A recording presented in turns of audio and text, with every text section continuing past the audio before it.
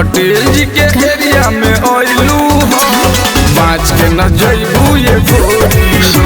पटेल जी के एरिया में आइलू हो, बाँच के न जइबू ये गोरी हो। अरे का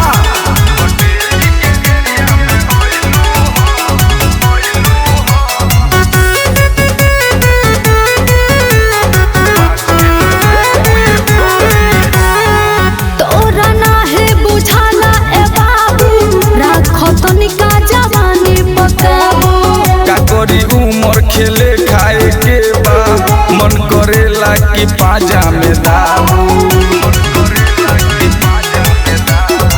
तोरा नाहे बुझाला ए बाबू, राखत निका जवानी पकाबू।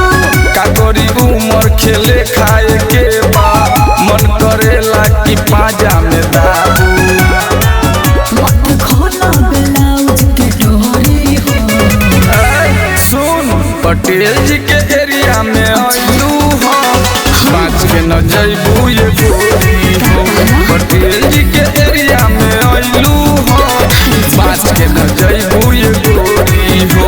पटेल जी के एरिया में आइलू हो, बाँच के न जइबू ये गोरी हो।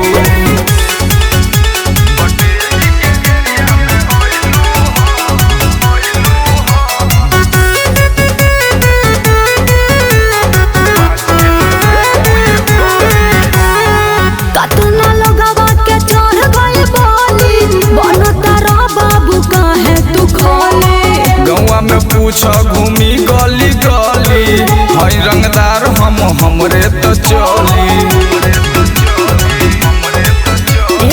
कतना लगवा के चढ़ गई गोली, बनता रा बाबू काहे तू खोली। गौवा में पूछ घूमी गली गली, हई रंगदार हमरे तो चली। तोहरा न सटे ई छोरी हो। पटेल जी के एरिया में आइलू हो, बाँच के न जइबू ये गोरी हो। पटेल जी के एरिया में आइलू हो, बाँच के न जइबू ये गोरी हो। पटेल जी के एरिया में आइलू हो, बाँच के न जइबू ये गोरी हो। इतना पावर तहरा का लागता छोड़ दे।